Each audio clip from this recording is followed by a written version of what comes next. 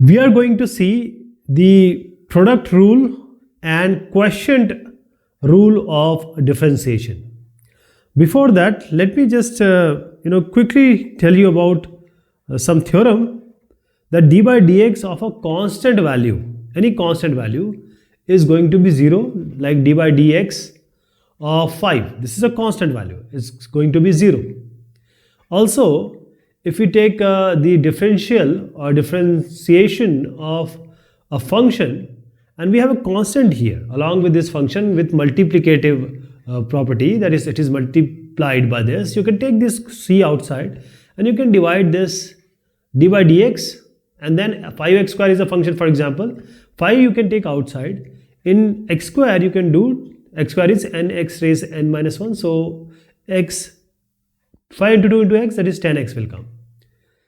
Now coming to today's point, the first one is product rule of differentiation.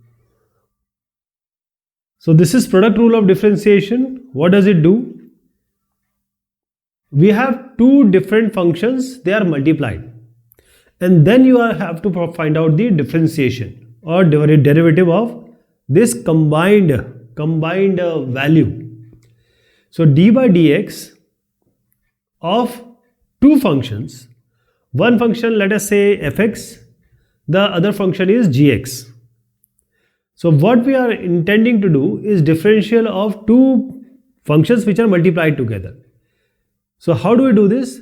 First take fx outside, write this fx, then next time you take this gx outside. First fx outside, then gx outside.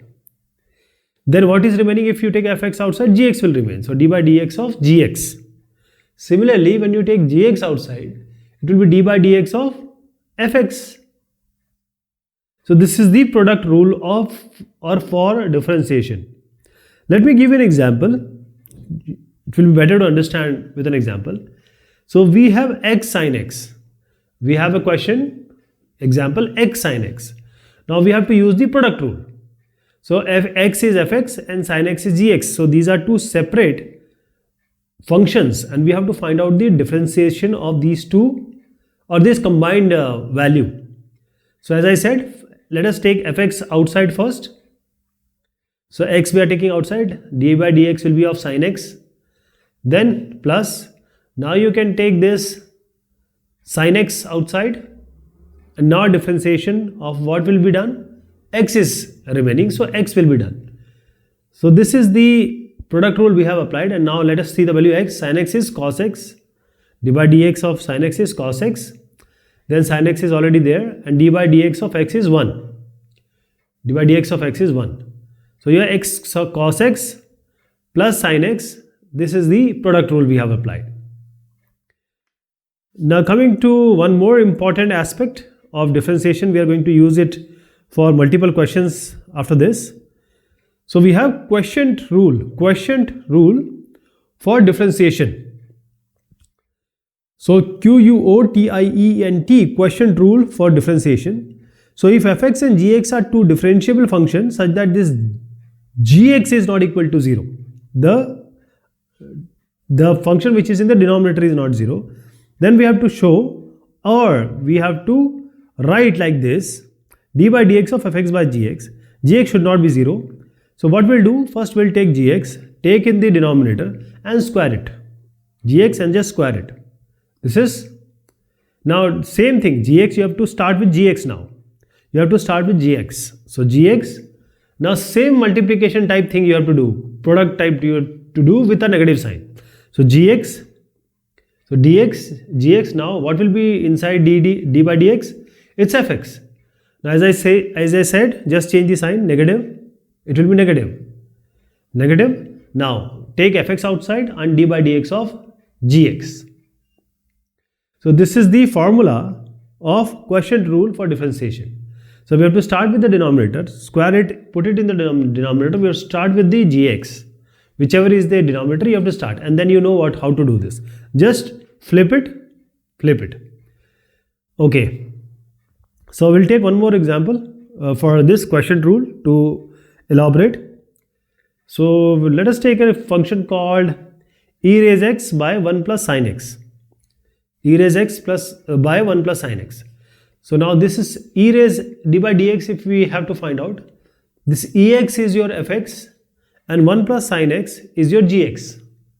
So as I told you, first in the denominator take this gx 1 plus sin x and square it. We don't have to do any differential here, only just square it and start with this one only, 1 plus sin x, then d by dx of what?